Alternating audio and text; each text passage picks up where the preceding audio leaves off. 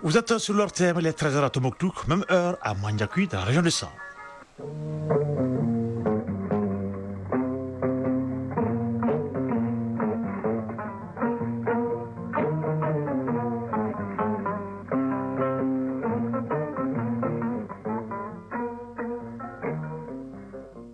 Le journal, Isaac Thielou. Mesdames, Messieurs, bonjour et bienvenue à la deuxième édition de l'actualité. Voici les grandes lignes de cette édition. Sortie hier à Koulikoro de la 47e promotion de l'école militaire interarmes et du cycle spécial 2024-2025. Une promotion baptisée fait général de brigade Pangassi Sangare. Ils sont 343 nouveaux officiers pour le Mali et 8 autres pays, dont ceux de l'AIS. L'événement était présidé par le président de chef suprême de l'armée, le président de la transition régionale de l'armée, Assimi Goïta. C'est parti pour les travaux de pavage de 5 rues dans les communes de 4 et 5 du cycle de Bamako. Ces infrastructures seront réalisées en 90 jours. Une enveloppe de 500 millions de francs CFA sera injectée dans les travaux afin de donner un nouveau visage à la capitale. Le sport lance la question dans cette édition. Fabrice Douté nous parlera des compétitions africaines des clubs. Les deux représentants maliens joueront dimanche. Il parlera également du championnat national de Ligue 1 Prostel qui joue sa deuxième journée et bien d'autres nouvelles. On parle de la culture en fin régionale. Baba Najib Sissé nous fera revivre l'ambiance autour des travaux de crépissage annuel de la mosquée de Sankouré à Tombouctou. Un événement qui a mobilisé l'ensemble des couches sociales de la ville autour de l'édifice. Voilà pour le titre. Bienvenue sur 13h. Sortie de la promotion de l'école militaire interarmes de Koulikoro et du cycle spécial 2024-2025. C'était hier à Koulikoro sous la présidence du chef suprême des armées, le président de la transition, le général d'armée Assimi Goïta. Une promotion baptisée fait général de brigade Pangassi Sangare. Ils sont 343 nouveaux officiers pour le Mali et 8 autres pays, dont ceux de l'AIS. Après 2 ans de formation, la remise des attributs et le début donc d'une carrière militaire pour ces officiers. Carrière appelée à être rendue avec engagement et dénouement, dévouement, je l'ai dit. Et pour le chef suprême des armées, cette cérémonie traduit la volonté des autorités d'avoir une armée à hauteur des défis actuels. Suivons le cérémonial militaire avec la synthèse de l'intervention du président de la transition avec notre envoyé spécial à Koulikoro, Sira Bacheli. La cadence d'une armée qui se fortifie face au terrorisme. Au pied du Nianankoulo arrive un ancien des lieux, aujourd'hui chef suprême des armées, le général d'armée Assimi Goïta, pour la consécration de 343 nouveaux officiers, ses petits-fils en termes militaires. Le cérémonial est typiquement militaire et il démarre avec cette notification de la présence de la République du Mali.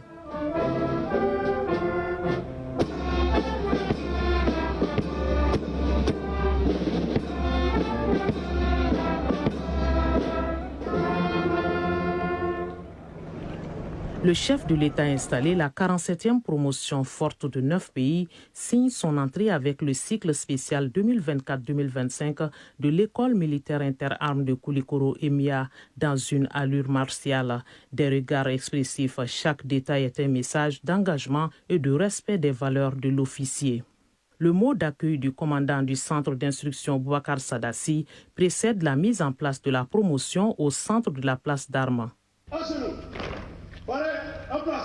Le nom de la promotion est rendu public et officiel par le chef d'état-major général des armées.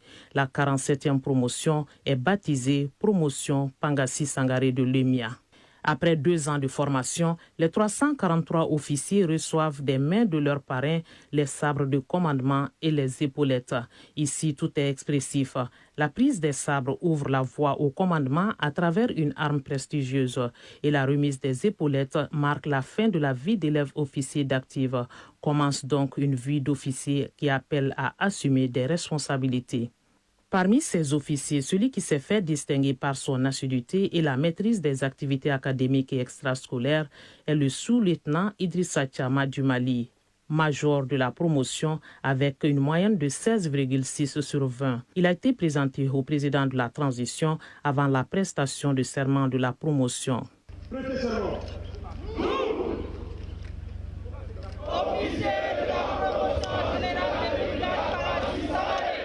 Un acte par lequel les officiers se mettent au service de la nation et s'engagent pour le succès des armes au prix de leur vie.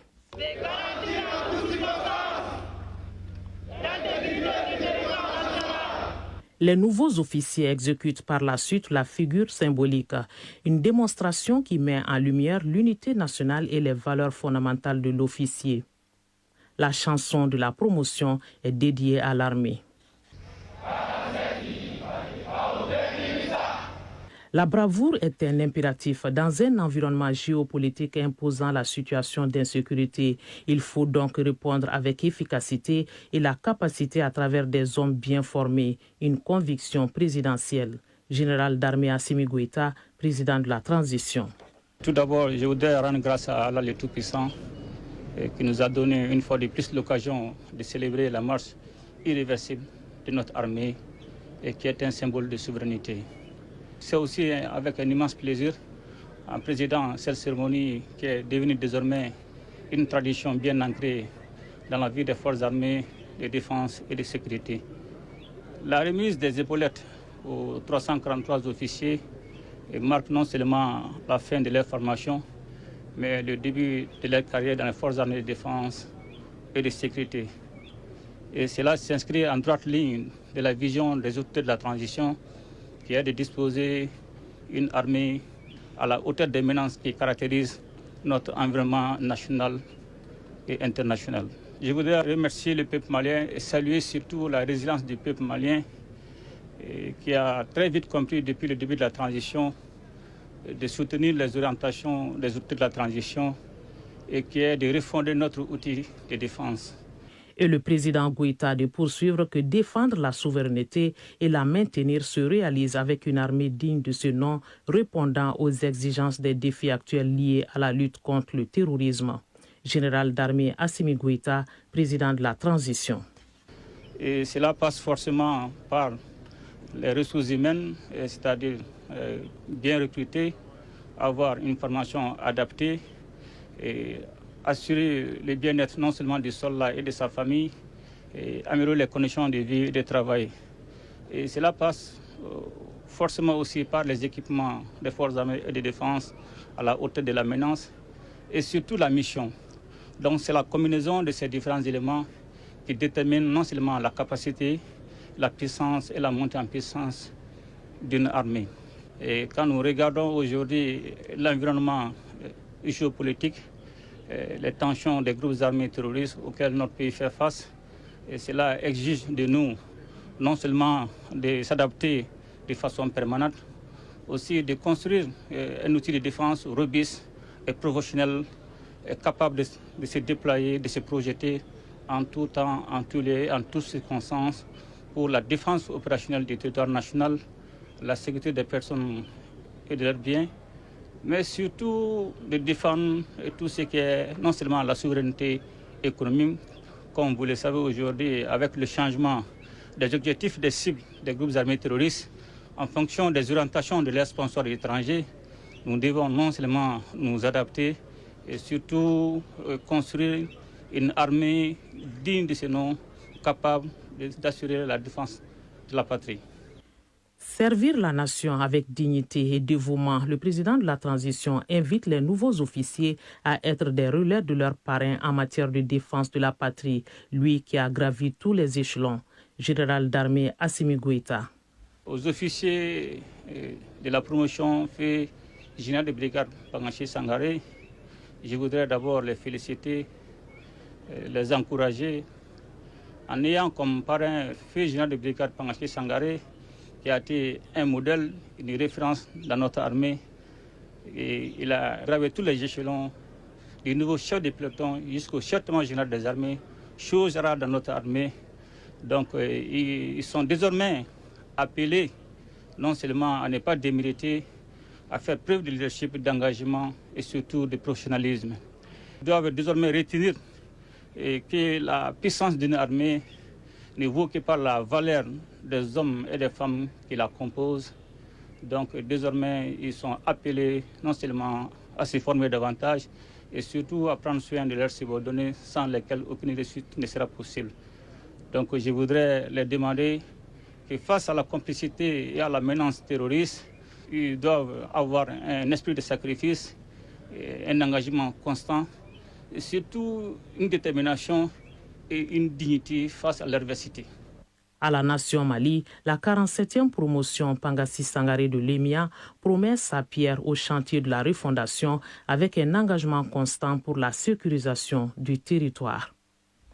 L'homme qui donne son nom à la nouvelle promotion militaire baptisée hier est un militaire intègre, charismatique et de réputation. Bardé de distinctions de mérite, il a gravi bien des grades et a occupé des postes de responsabilité militaire comme le dépeint Sori Ibrahim Keïta dans ce portrait. Ancré et dur comme un roc. Voilà un genre de militaire tel que souhaite forger une nation digne et fière comme le Mali. 7 grades gravis, 9 distinctions décrochées, 15 postes de responsabilité militaires occupés, partie visible d'un iceberg nommé Pangassi Sangaré. Le feu général de brigade aujourd'hui canonisé, militairement s'entend, inscrit autrement son nom dans les annales des forces armées de son pays, puisque parrain d'une promotion des siens, donc une reconnaissance de ses pairs, seule souveraine en matière de jugement. Né le 11 juin 1947 à Kati, du capitaine Ali et de Nessene Denou, il est incorporé, engagé militaire le 3 novembre 1969. Il passe 2 ans à l'école militaire préparatoire de Saint-Louis, 1959-1961. Puis entre à l'école préparatoire régionale de Banankoro, 1963-67. Suivent alors les étapes de l'école normale secondaire, 1967-1969 et de l'école militaire interarmes 1969-72. Entre 1973 et 1992, il effectuera d'autres formations à Koulikoro et en France notamment. C'est fort de ses qualités et compétences qu'il occupera des fonctions comme chef d'état-major général des armées de 1999 à 2002. Après en avoir été adjoint pendant 5 ans. Déjà entre 1992 et 1994, il était chef d'état-major de l'armée de terre. Inspecteur permanent à l'école militaire interarmes, il enchaîne chef du détachement de chars de Koulikoro, adjoint au commandant d'escadron de chars de Kati, commandant d'escadron mixte de Gao, commandant d'escadron de chars de Kati, commandant du groupement blindé mixte opérationnel, directeur du Prytanée militaire de Kati, officier d'état-major de la zone de défense numéro 1 de Gao, commandant de la zone de défense numéro 2 de Ségou, ou encore commandant de l'opération Faso 94-95. Sous-lieutenant au starting block en 1972, il devient lieutenant, capitaine, commandant, lieutenant-colonel, colonel et enfin général de brigade en octobre 2010. Des mérites reconnus de façon séquentielle, il est grand officier de l'Ordre national du Mali en 2018. Un clap d'honneur donné depuis 1985 où il a la médaille commémorative de campagne, puis la médaille de mérite militaire, chevalier de l'Ordre national du Mali, médaille de la Croix de la valeur militaire en 1998, médaille commémorative de la MISAP, officier de l'Ordre national du Burkina Faso en 2000, officier de l'Ordre national du Mali en 2002. Une valeur militaire qui mérite d'être célébrée et magnifiée dans un pays et au moment où l'échelle de bien des valeurs est simplement renversée. Sur un tout autre plan, les activités programmées en 2025 de l'ENA, École nationale d'administration, ont été exécutées à 67% et le budget pour un taux d'exécution de plus de 93%. L'école dispose d'un budget prévisionnel d'1,22 milliard de francs CFA. Les administrateurs réunis pour la 19e session ordinaire planchent sur les voies et moyens pour améliorer les performances de l'école. Batraoré. L'ENA, l'École nationale d'administration, a exécuté avec satisfaction son plan d'action au titre de l'année 2025. Parmi les activités majeures et réalisées, on note que la 7e promotion de l'établissement a suivi avec succès la totalité des cours de spécialisation. Le cadre organique et le manuel des procédures ont été élaborés en plus de l'équipement de la salle de vidéoconférence. L'organisation des concours directs d'entrée au titre de l'année 2024 est aussi à souligner. En somme, l'école enregistre un taux de réalisation de 67% des activités programmées au moment où 13% sont en cours. S'agissant du budget en 2025, il est arrêté en recettes et en dépenses à la somme de 1,39 milliard de francs CFA. Professeur Bala Diara, directeur général de l'ENA. Nous plaçons l'année 2026 sous le signe du renforcement de l'amélioration de la gouvernance globale de l'ENA, de la dynamisation de la formation continue et de l'opérationnalisation de la recherche sur les sciences administratives, le management public, les finances publiques et les disciplines connexes. En 2026, le budget prévisionnel de l'ENA n'enregistre pas un grand changement par rapport à l'exercice écoulé. Professeur Bala Diara. Le projet de dépenses de budget de 2026 est estimé à 1,22 773 871 francs, dont 970 049 000 de subventions de l'État et 52 724 000 de ressources propres. La subvention représente donc toujours la quasi-totalité, soit 94,9%. Les rencontres d'échange entre le cabinet du Premier ministre et les structures relevantes de la primature ont permis d'élaborer un plan d'action pour la période 2026-2027. Les principaux défis sont, entre autres, la relecture des textes, l'augmentation des dotations financières, la réhabilitation des capacités d'intervention de l'ENA. Mahamadou Touré, directeur du cabinet du Premier ministre. J'exhorte la direction générale à prendre les dispositions pour la mise en œuvre de ces actions en rapport avec sa tutelle, en vue de l'amélioration des conditions de travail au sein de l'ENA. Concernant la coopération et les partenariats, nous encourageons l'École nationale d'administration à poursuivre et à persévérer dans la dynamique enclenchée, aussi bien au niveau national qu'au niveau international. Le défi constant de l'ENA est de redoubler d'efforts pour réussir ses missions et répondre aux préoccupations des plus hautes autorités du pays, à savoir doter notre administration de ressources humaines qualifiées pour assurer le développement harmonieux et durable de la nation malienne. La direction générale de l'ENA est engagée dans une dynamique de digitalisation quasi totale d'ici à fin 2027. Et pour cela, elle souhaite un rehaussement conséquent de la subvention de l'État. 500 millions de francs CFA, c'est le coût de pavage de 5 rues dans les communes 2, 4 et 5 de Gilles Bamako. Ces infrastructures qui seront réalisées en 90 jours ont été lancées hier matin par le ministre en charge de l'urbanisme. Les travaux s'inscrivent dans le cadre d'un projet conformant à la lettre de cadrage du président de la transition.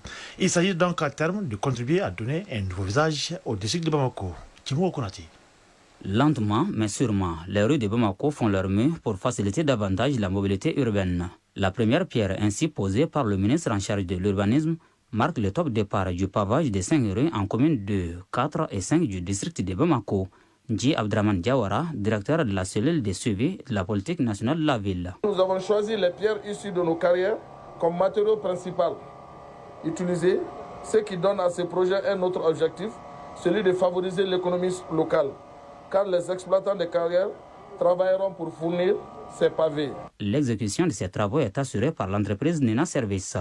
Il s'agit à terme de contribuer à donner un nouveau visage à la ville de Bamako en atteignant par ricochet les charges dévolues aux municipalités qui en bénéficient. Siaka Alfoussen Kamara, président de la délégation spéciale de la mairie de la commune 4. Nous étions déjà cette population de la commune 4, sinon du quartier de Sebenkourou, qui avait déjà mis en place une association pour faire face à ça. Les maigres moyens ne suffisaient pas. Nous ne pouvons que remercier les bons dieux et remercier les plus hautes autorités qui ont pensé et que les populations méritent mieux. Amadou Ouattara, maire de la commune 5. Nous allons tout mettre en œuvre pour perpétuer, pour accompagner le gouvernement, parce qu'une première chose est de réaliser, mais l'entretien, c'est vraiment le devoir des collectivités, des populations. Et c'est pourquoi nous invitons fortement les populations riveraines de ces ouvrages-là de nous aider. La réalisation de ces infrastructures s'inscrit dans la mise en œuvre du projet de pavage des rues dans le district de Bamako, initié par le ministère en charge de l'urbanisme. Un projet inspiré de la politique nationale de la ville adoptée en 2014. Il s'appuie sur l'axe 3 de la lettre de cadrage du président de la transition adressée au Premier ministre. Imran Abdoulaye Touré, ministre de l'Urbanisme, de l'Habitat, des domaines de l'aménagement du territoire et de la population. Mon département a initié ce vaste projet de pavage des rues dans le district de Bamako afin de contribuer à la mise en œuvre de la politique nationale de la ville par des actions de mobilisation sociale et d'appui aux initiatives des communes urbaines. Le projet de pavage de rues dans le district de Bamako dans sa mise en œuvre se veut être la concrétisation d'une volonté politique clairement marquée par les plus hautes autorités de notre pays, à savoir améliorer le cadre de vie dans les grandes villes. Les travaux ainsi lancés seront exécutés sur une durée de 90 jours pour un coût estimé à 500 millions de francs CFA. À l'intérieur du pays, lancement à Caille des activités de l'antenne régionale APDP, Autorité de protection des données à caractère personnel. Cette cérémonie marque une étape importante dans le développement et le déploiement national de l'ADPD et dans la consolidation d'un droit fondamental, à savoir la protection des données personnelles de chaque citoyen. Plusieurs activités étaient à l'affiche de ce lancement, dont l'inauguration du nouveau siège de l'APDP de Caille et une conférence sur le cadre juridique et institutionnel de la protection des données à caractère personnel. Reportage Kansoudou Kanouté. L'antenne régionale APDP, Autorité de protection des données à caractère personnel, est désormais opérationnelle dans la capitale des rails. Son nouveau siège vient d'être inauguré ce jeudi matin par le chef de l'exécutif régional en compagnie d'une forte délégation. Cette nouvelle antenne, dont l'objectif est de rapprocher l'institution des citoyens, renforcer sa présence sur le terrain, s'inscrit pleinement dans la vision stratégique des plus hautes autorités du pays. Mamoutou Samasekou, président de l'APDP.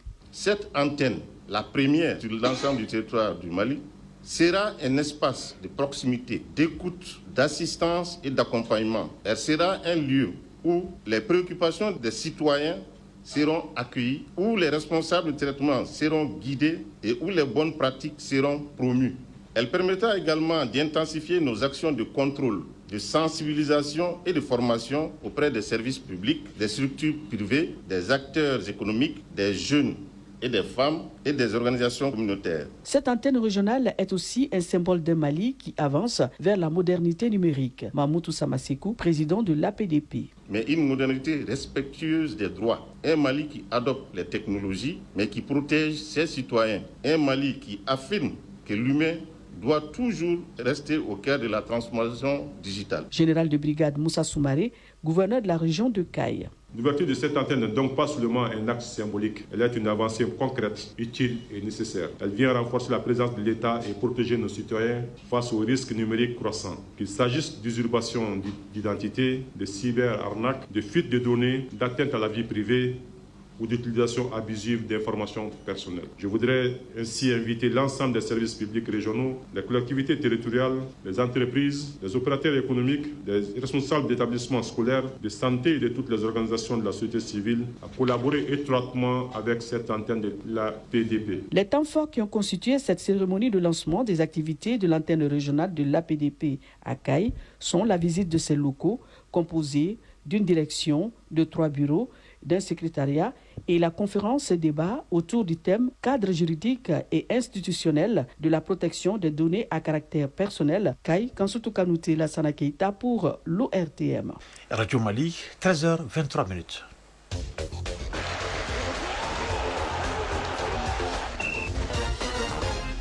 Sport. Kigali, la capitale rwandaise, accueille ce samedi 29 novembre la cérémonie des awards des meilleurs cyclistes de l'année sur le continent.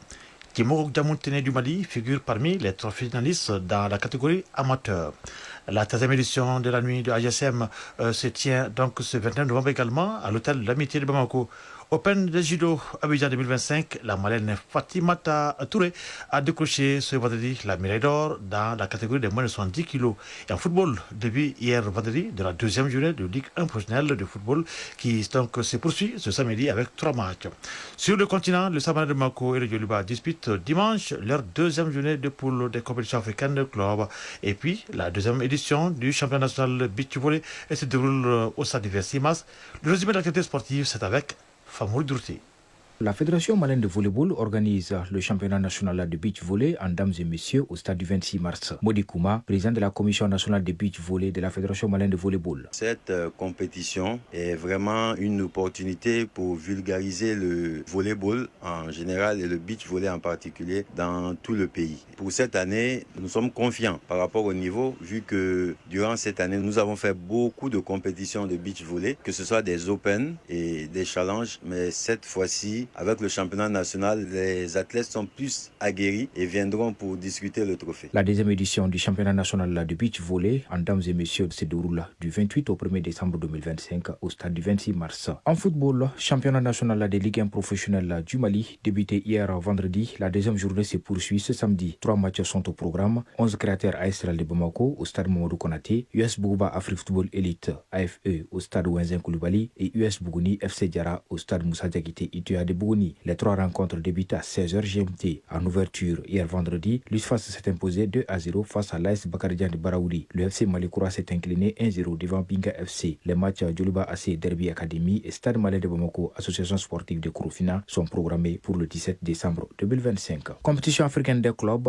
le Stade Malien de Bamako et le Djoluba AC jouent demain dimanche. En Ligue des champions de la CAF, le Stade Malien reçoit Simba Sporting Club de Tanzanie au compte de la deuxième journée dans le groupe D. Lors de la journée inaugurale, le Stade Malien a ramené un précieux point de son déplacement à Tunis 0-0 contre l'Espérance sportive, tandis que Simba s'est incliné 1-0 à domicile devant Petro Luanda d'Angola. En Coupe de la Confédération, dans le groupe A, le Djoluba AC est en Côte d'Ivoire pour jouer contre le FC San Pedro. Les deux formations ont perdu lors de leur première sortie. Le Djoluba à domicile 1-0 contre Olympique Club de Safi du Maroc et San Pedro à l'extérieur chez l'USM Alger par 3-2. African Open de judo, Abidjan 2025, la Malienne Fatimata Touré a décroché la médaille d'or pour le Mali. Ce vendredi 28 novembre 2025, elle a dominé en finale la Guinéenne Makissa Conté dans la catégorie des moins de 70 kg. Toujours hier vendredi, un autre Malien s'est illustré. Mahamadou Doukara a décroché la médaille d'argent dans la catégorie des moins de 81 kg. En finale, il s'est incliné face au Camerounais Ngaye Yohan Djessi. La 13e édition de la nuit de l'Association des journalistes sportifs du Mali, AJSM, se tient ce 29 novembre 2025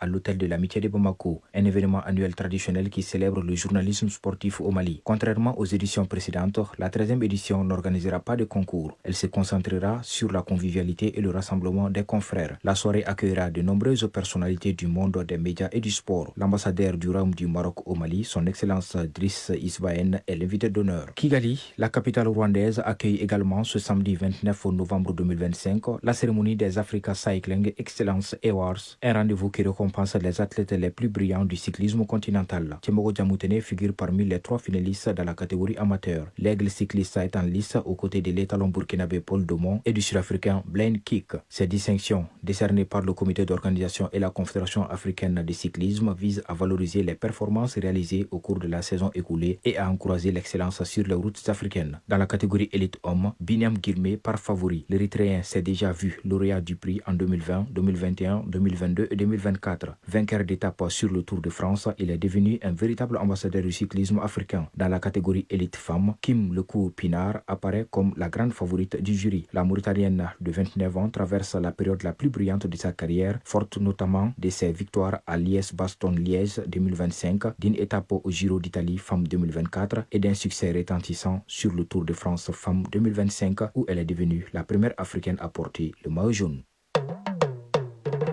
Page Mali Culture 2025.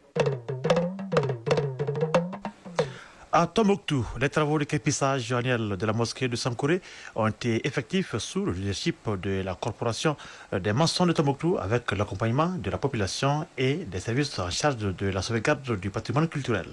Cette activité culturelle a mobilisé l'ensemble des couches sociales de la ville autour de l'édifice. Reportage Najim Papassi. Après le crépissage de la mosquée de Djingareber, à l'occasion de son 700e anniversaire, célébré le 12 octobre dernier, c'est au tour de la mosquée de Sankoré de bénéficier des travaux d'entretien menés par la population sous la houlette de la confrérie traditionnelle des maçons de Tombouctou. Ce moment est non seulement une phase de labeur, mais aussi une grande célébration d'un héritage culturel et spirituel d'une immense richesse. Al-Boukari Ben Essayouti, chef de la mission culturelle de Tombouctou. Le crépissage, ça se fait de façon périodique.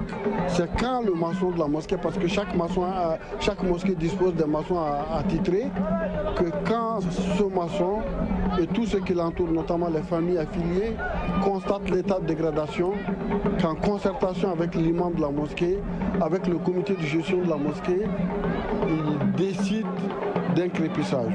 Donc c'est suivi de plusieurs annonces au cours desquelles on demande aux populations d'apporter leur contribution.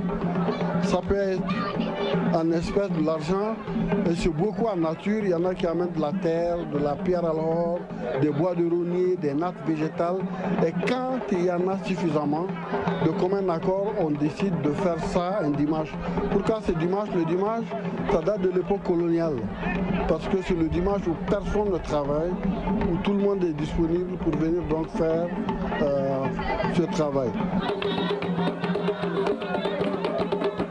Almoudou Banyabadou, membre de la confrérie des maçons traditionnels de Tombouctou. Vraiment, le travail avance très bien. Ce que nous on souhaitait faire, on a même dépassé ce qu'on a souhaité faire avant midi. Hein. Parce qu'avec le tas d'ouvriers qu'on a sensibilisés, ils sont tous présents ici au niveau de la mosquée. Et ça, c'est quelque chose que ça se voit. La population qui est là, la plupart c'est des maçons et des aides-maçons. En l'espace de 3 heures, la mosquée arbore déjà un nouveau visage. Cette activité communautaire est parfaitement organisée et chaque acteur impliqué dans la préservation de l'édifice s'emploie à remplir son rôle. Mohamed Bagno, membre de l'association des responsables des mausolées et mosquées de Tombouctou. Je suis très content, d'autant plus que d'ailleurs notre association est une association qui œuvre dans la conservation, la restauration des bâtiments protégés. Donc cette cérémonie de ce matin qui réunit toute la communauté avec le leadership de la confrérie des maçons, c'est une occasion pour nous d'apporter notre soutien, notre apport aux travaux pour la réussite. Et d'ailleurs, je suis très content de voir toute la communauté tombouctienne sortir pour faire ces travaux. La mobilisation est saluée par les responsables du lieu de culte. Mohamed El Mokhtar Sissé, substitut de l'imam de la mosquée de Sankoré. Les femmes, les jeunes, les vieux, la corporation des maçons et l'ensemble des jeunes de Tombouctou sont avec nous. Ils apportent le bako, ils apportent de l'eau, etc. Donc les travaux sont en train d'être effectués avec satisfaction. Édifiée entre 1325 et 1433, cette majestueuse infrastructure architecturale aura été construite par une femme restée anonyme. La mosquée a été édifiée par une femme venue de Mauritanie, précisément de Walata, et qui a consacré une partie de sa fortune à l'édification de cette mosquée sur cette place. Vous voyez, c'est juché sur une sorte de promontoire, sur une élévation. Donc il fallait, à l'époque il n'y avait ni micro ni haut-parleur, et il fallait trouver un endroit élevé où l'appel du muezzin pouvait être entendu de très loin. En ravivant ainsi les murs de Sankoré, c'est bien plus qu'un bâtiment que les habitants restaurent. C'est une mémoire vivante qu'ils renforcent, une fierté qu'ils partagent et un héritage qu'ils transmettent, geste après geste, aux générations à venir. Tombouctou Najim Baba Sissé, Mauloud Tandina pour l'ORTM. Voilà, sur cette note culturelle prend fin ce journal pendant qu'il est 13h passé de 33 minutes à Nonsobougou dans le secteur de Kouloukani et à Badogo dans le secteur de Yamfolila. Un journal qui a été présenté par Isaac Tchenou avec la complicité technique de Alimata Ouattara. Mise en ligne, Badji Touré et réalisation d'Aman Sanogo. Merci à Ousmane Dao qui a aidé à la réussite de cette édition. Le prochain rendez-vous avec l'actualité sur nos antennes, c'est pour 19h30. D'ici là, le programme se poursuit. Tout à l'heure, les informations sur le temps, suivi de la lecture des avis de communiqués avec Adama Koulibaly. Pour ma part, je vous souhaite de passer un excellent moment en compagnie de Radio Mali. Au revoir.